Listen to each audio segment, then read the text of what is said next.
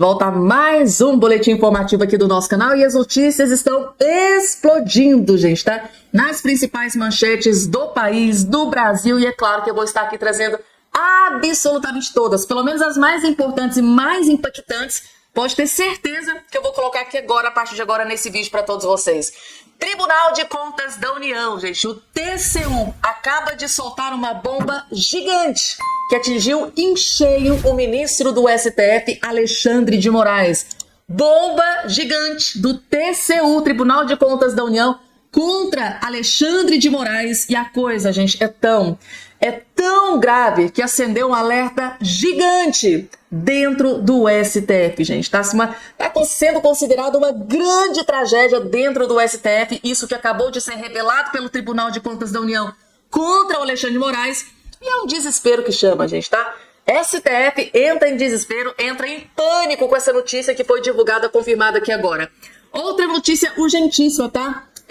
A presença, tá, do irmão do Lula nesse escândalo de corrupção, né, da roubalheira aí dos velhinhos, dos aposentados, gente, tá?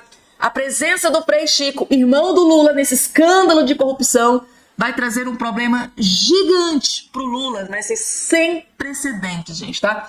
Tá aqui a matéria do próprio portal de notícias UOL trazendo essa bomba que acabou de explodir em Brasília neste exato momento, gente, tá? O Eduardo Bolsonaro acaba de fazer aqui, gente, uma publicação gravíssima contra o Alexandre de Moraes, gente, tá? Moraes quer assassinar Bolsonaro, diz, tá? O Eduardo Bolsonaro, após a piora na saúde do seu pai. O Bolsonaro teve uma piora drástica hoje no seu estado de saúde e o Eduardo Bolsonaro acabou de fazer aqui uma acusação seríssima e gravíssima contra o Alexandre de Moraes. Eu vou trazer essa informação do Eduardo Bolsonaro também aqui para todos vocês. Atriz global, gente, tá? Uma grande atriz da Rede Globo, das antigas, acaba de destruir o Lula da Silva por ele ter dado proteção àquela ex-primeira-dama, né? Que foi condenada a 15 anos de prisão no Peru, e o Lula foi lá e recebeu ela aqui com todas as honrarias aqui no Brasil. Então, a atriz da Globo detonou e destruiu o Lula por essa decisão. E ela fez um comentário aqui, gente, tá? Ela revelou durante o seu desabafo, ela fez uma revelação do tempo em que o Lula estava dentro da prisão. Vocês vão ficar chocados, gente, tá? Ela teve acesso à informação e, como vingança, decidiu jogar pro Brasil inteiro. Tá? O Lula estava dentro. Vocês não fazem ideia do que o Lula fez quando estava dentro da cadeia. Ela resolveu soltar, descer a lenha. E o Hugo Mota, gente, tá? O Hugo Mota acaba de decidir sobre a anistia, tá? Decidiu, vai engavetar, não vai pautar. E o líder Sócrates Cavalcante acaba de fazer uma ameaça. Ele perdeu completamente a paciência de uma vez por todas e subiu o tom contra o Hugo Mota, tá? É outra bomba que eu vou trazer aqui para todos vocês. E, gente, tá? Sindicatos envolvidos em escândalo do INSS são ligados ao PT e ao Centrão. É uma outra bomba que acabou de explodir que eu vou trazer para vocês. Esse vídeo está lotado de novas informações. Então não esqueça de se inscrever no canal, ativar o sininho das notificações e compartilhar o vídeo o máximo possível que vocês puderem. Vamos que vamos. Tem muita coisa para trazer aqui a partir de agora para vocês. Próxima informação na tela. Gente, quem se lembra da atriz ou ex-atriz global, não sei se ela ainda trabalha na Globo, da Luana Piovani? Pois bem, gente, a mulher gravou um vídeo, postou nas redes sociais, destruindo Luiz Inácio Lula da Silva por causa da guarida, né, que o Lula tá dando aí pra criminosa, né, que pegou 15 anos de cadeia lá no Peru e o Lula trouxe a sua cupincha aqui pro Brasil. Assim, gente, a Luana Piovani, ela comentou aqui no assunto de quando o Lula estava preso. Eu tô perplexa. Assistam. Manda o avião do nosso país que a gente paga a conta. Buscar a coleguinha aqui com o dinheiro da gente, né? Cara, me dá uma ânsia de vômito, me dá um nojo. Que daí eu me lembro da maçã que eu levei pra ele quando ele tava preso. Ah, meu Deus, eu nem sei, me dá vontade de despejar um caminhão de maçã em cima da cabeça dele. Cara, os caras roubaram 30 milhões de dólares num país paupérrimo. Ou seja, gente, o pessoal lá, né, os cupinchas do Lula lá no Peru roubaram 30 milhões de dólares aqui do Brasil, um país paupérrimo. É isso que ela está querendo dizer. E tem mais. Aquela merda da Odebrecht, aquela porra, aquela roubalheira louca que aconteceu, vocês viram que pra quem tava cansado, eu já achei energia, né? Porque se tem um negócio que me tira do prumo é injustiça. E o sem noção, pra não falar um palavrão, tá? Do Lula manda o avião da FAB buscar essa mulher e dar asilo político pra mulher que roubou 30 milhões. 30 milhões pra mulher que ajudou a roubar 30 milhões aqui do Brasil. Exatamente isso, gente. É o Lula e seus cupinchas, né? Os corruptos se protegem, né, gente? Tá? É a matéria de um jornal do Peru. Os corruptos se protegem. E o Lula correu para proteger a sua cupincha, né? Gustavo Gaia postou um vídeo fazendo uma acusação muito grave e interessante, né? Essa mulher deve saber muito, né? Essa mulher deve saber muita podridão do Lula, pro Lula ter se prestado a isso, né? De ter pegado um avião da FAB, ou seja, obrigar o povo brasileiro a pagar caro, porque cada voo desse custa uma fortuna, né? Pegar um avião da Força Aérea Brasileira para ir lá no outro país buscar a criminosa e trazer aqui pro Brasil. Ou seja, parece que o Brasil agora virou o quê? Reduto de criminosos. Graças a quem? A Lula da Silva, né? Uma hora a gente recebe o ditador da Venezuela, agora tá recebendo a criminosa, né? A corrupta, que pegou 15 anos de cadeia. Esse é o Brasil do Lula. Próxima informação aqui na tela, gente. E Ana Paula Henkel rasgou o verbo contra o Lula aqui nesse vídeo. Não vou nem dar muito spoiler, gente, tá? Vejam o que o Lula está fazendo com o Brasil. E tem muita gente que não sabe, viu? Eles estão preocupados com o funeral do Papa. Todos querem entrar no avião presidencial para ir ao funeral do Papa. E isso vai ser a nova cortina de fumaça. Não, depois a gente vê, porque agora tem que ir ao funeral do Papa. Quantas pessoas nós vamos... Para quantas pessoas nós vamos pagar para ir ao funeral do Papa? Uma coisa é o Lula. Lula é o chefe do executivo, é o presidente do Brasil, bem ou mal, queiram ou não, ele vai representar o Brasil. Mas quantas pessoas nós vamos pagar? Hugo Mota, Alcolumbre, ministros, quantas pessoas que nós vamos financiar uma viagem a Roma para o funeral do Papa enquanto o Brasil está pegando fogo, cheio de problemas para resolver? Hugo Mota parece que, mesmo tendo, né, uma tradição política toda na família, a tradição ficou no passado, porque o futuro dele vai estar comprometido diante dessa quebra de palavra e de honra. Né? Ele foi eleito prometendo pautar o PL da anistia. Foi eleito, né, gente? Tá? Ele prometeu pro Bolsonaro ver com todo o carinho do mundo essa questão do projeto da anistia. Josias de Souza, jornalista, militante de esquerda, gente do céu, desceu a lenha pelo fato de o irmão do Lula, o Frei Chico, estar envolvido até o pescoço nesse escândalo de corrupção do INSS e de quebra ele acaba revelando, tá? É esse envolvimento do irmão do Lula nesse escândalo de corrupção, da roubalheira dos velhinhos, vai custar muito caro pro Lula. Agora vocês vão entender o porquê. Só assistam. A presença do Frei Chico nesse enredo complica a vida do Lula, porque nós estamos lidando, família, com um cenário político intoxicado. Então, adversários do governo precisam de uma nesga de informação para transformar aquilo em desinformação, que é deletéria para o governo. O governo sabe disso, sabe estar lidando com esse tipo de adversário, que, aliás, não pode nem ser chamado de adversário, é inimigo político. Né? Hoje, a política é feita com fígado. Então, obviamente, isso aqui é um prato cheio para a oposição. Há também a CONTAG no meio entre as entidades investigadas, outro prato cheio para a oposição. A CONTAG é uma entidade tradicional, tem um DNA petista, obviamente servirá de instrumento a ser utilizado pela oposição. Daí, Fabiola, inclusive, a necessidade de que o governo, e especialmente o Lula, reaja a esse escândalo de tal forma que ele corte todos os males pela raiz. E ele, por exemplo, se absteve de cortar o Carlos Lupe pela raiz. O Carlos Lupe, diante do incêndio, ele jogou gasolina na conjuntura, quando ele disse que não deveria ser queimado na fogueira o presidente do INSS, que foi afastado do cargo por decisão judicial, depois de frangar essa tunga de 6,3 bilhões de reais no bolso dos aposentados. Então, o Carlos Lupe falou de labareda em casa de carbonizado.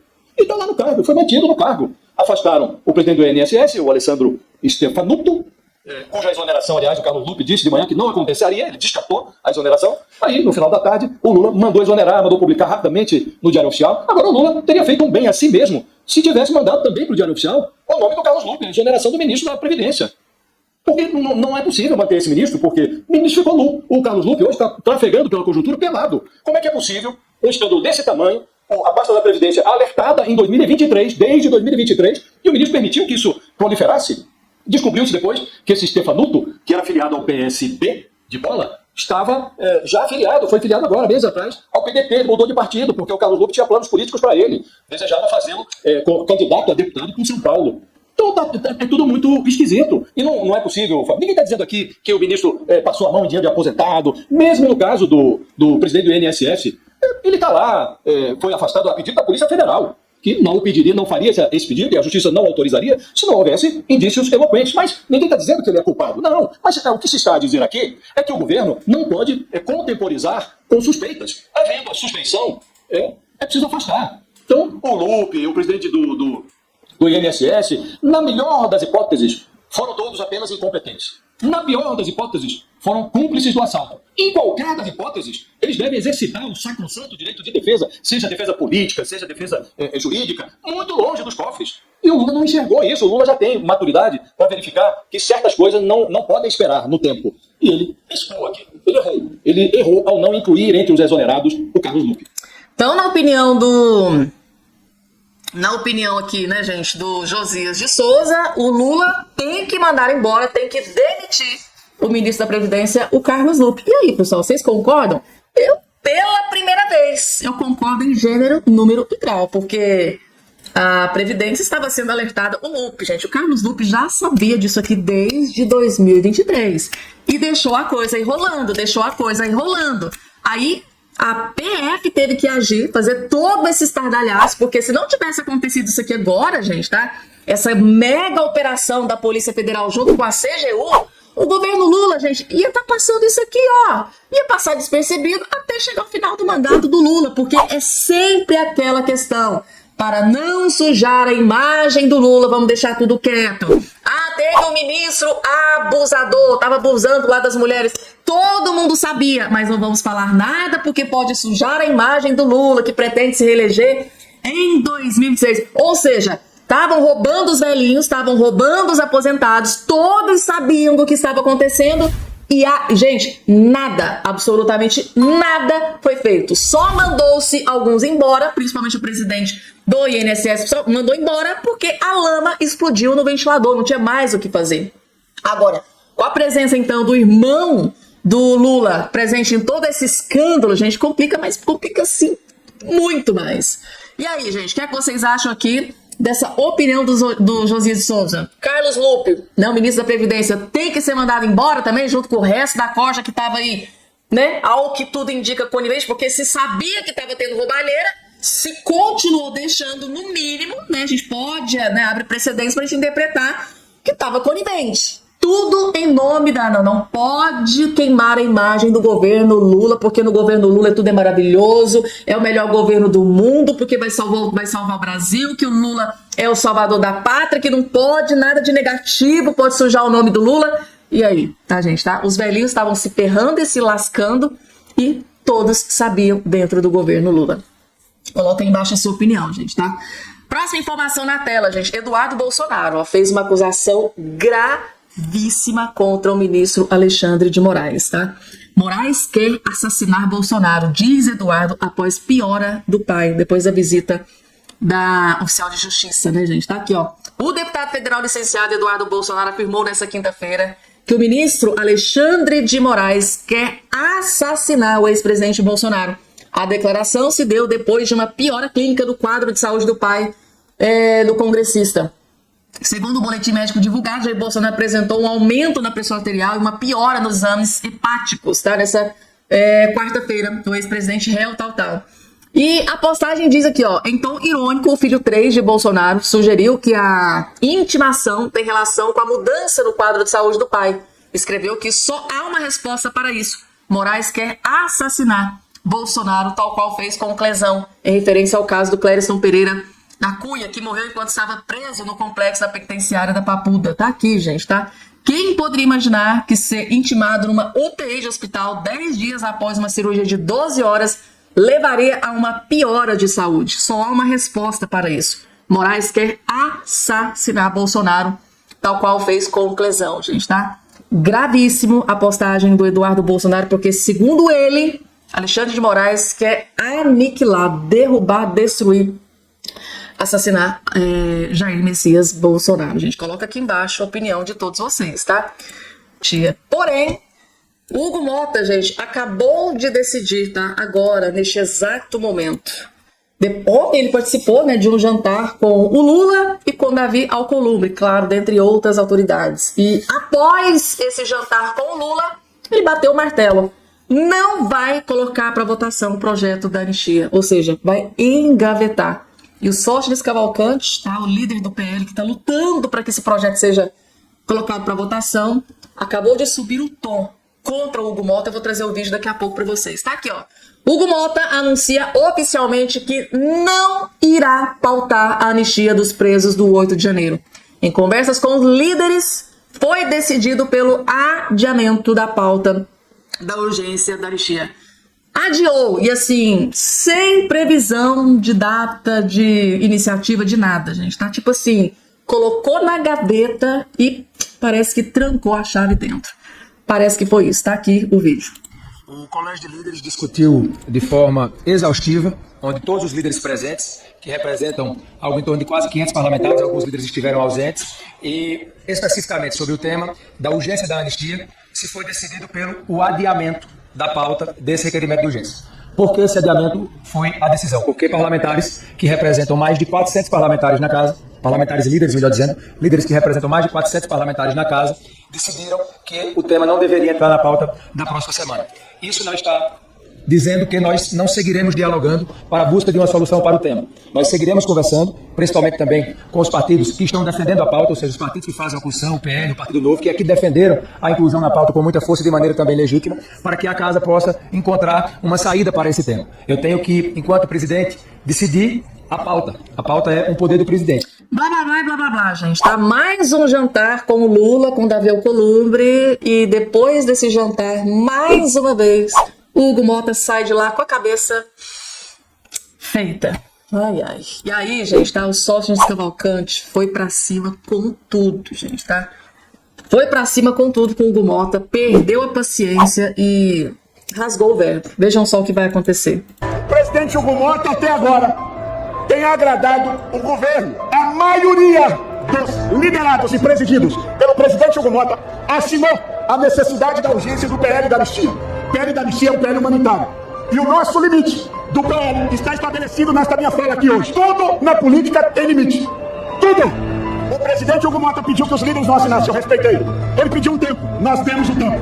O tempo agora acabou. Ele pauta junto com os líderes a urgência da anistia ou o limite do PL. Com ele, chegou no nosso limite. Muito obrigado.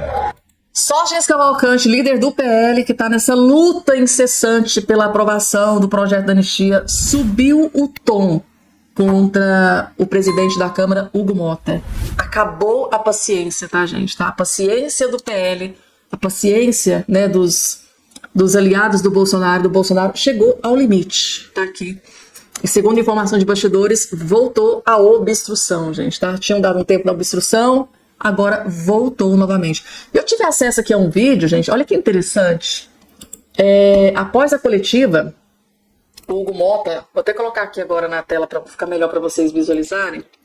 O Hugo Mota, ele foi questionado aqui, gente, sobre o projeto da anistia. Tem uma jornalista que fez a seguinte pergunta: você decidiu não pautar o projeto da anistia depois do jantar com o Lula? O Lula influenciou na decisão? Vejam só. Ele correu, gente, tá? Ele simplesmente correu dos jornalistas, vejam só.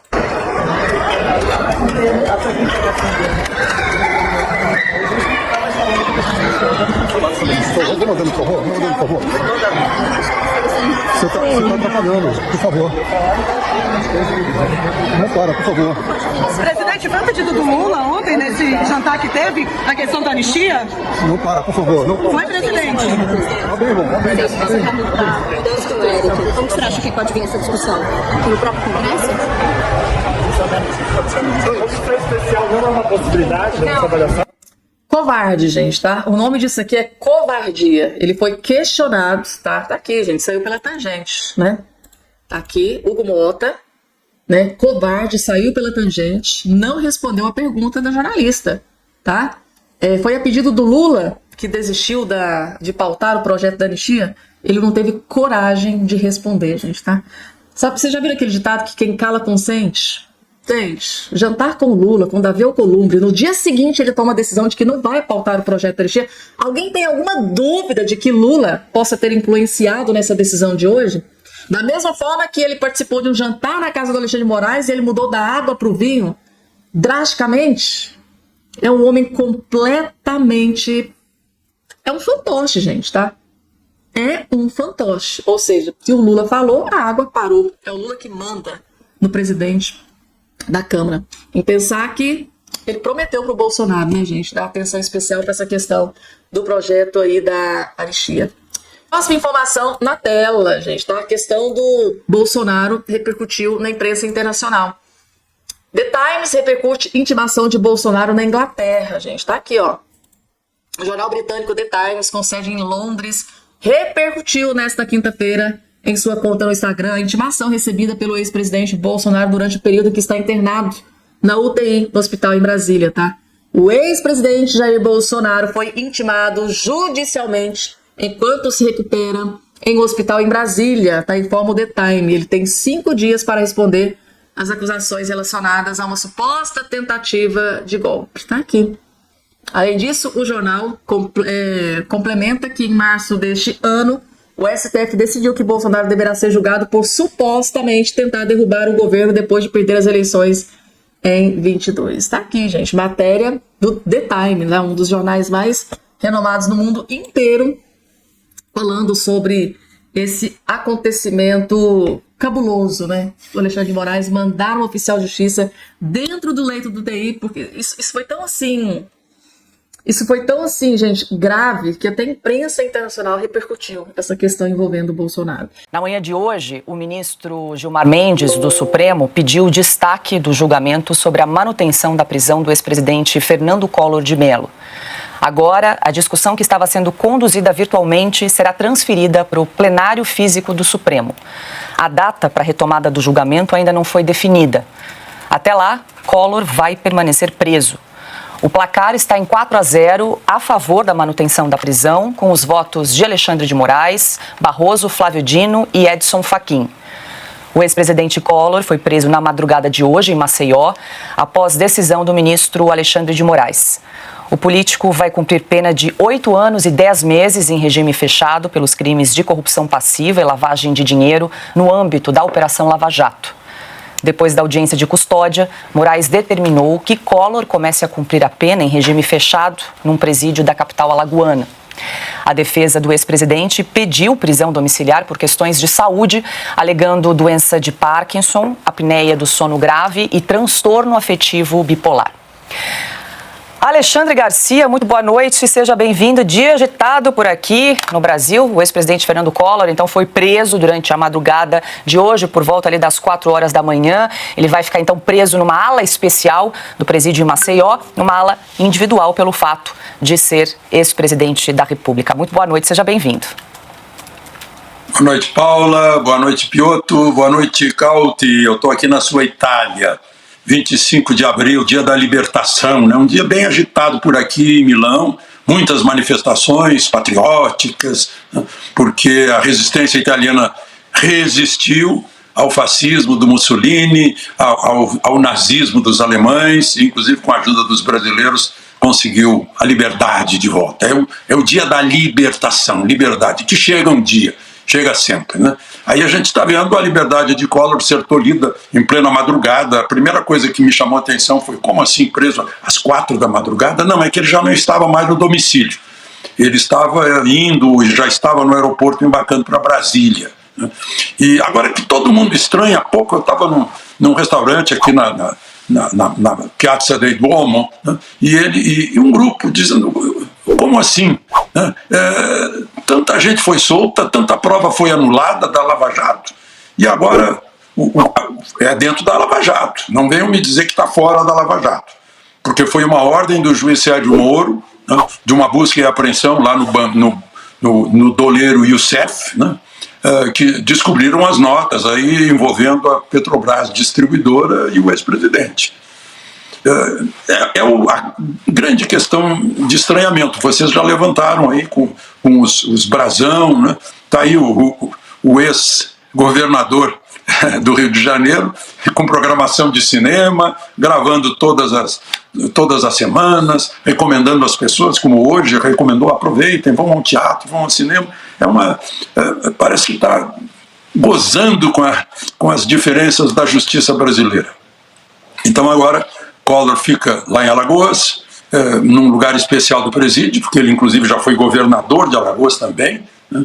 E aguarda, porque Gilmar Mendes, percebendo da forma que as coisas estavam se encaminhando, um julgamento digital, à distância, essas coisas incríveis que só acontecem no Brasil de hoje, pediu vistas e agora vão ter que discutir o assunto em plenário, pelo menos isso, né? Na dignidade de um ex-presidente ser julgado pelos 11 do Supremo, presencialmente, né? Eu lembro dos 5 que se reúnem para condenar pessoas, e a condenação pode vir por 3-2, só 3 em 11. Não, são essas coisas incríveis que não adianta eu explicar para os italianos aqui, que eles não vão entender, porque afinal foi por aqui que nasceu o direito romano.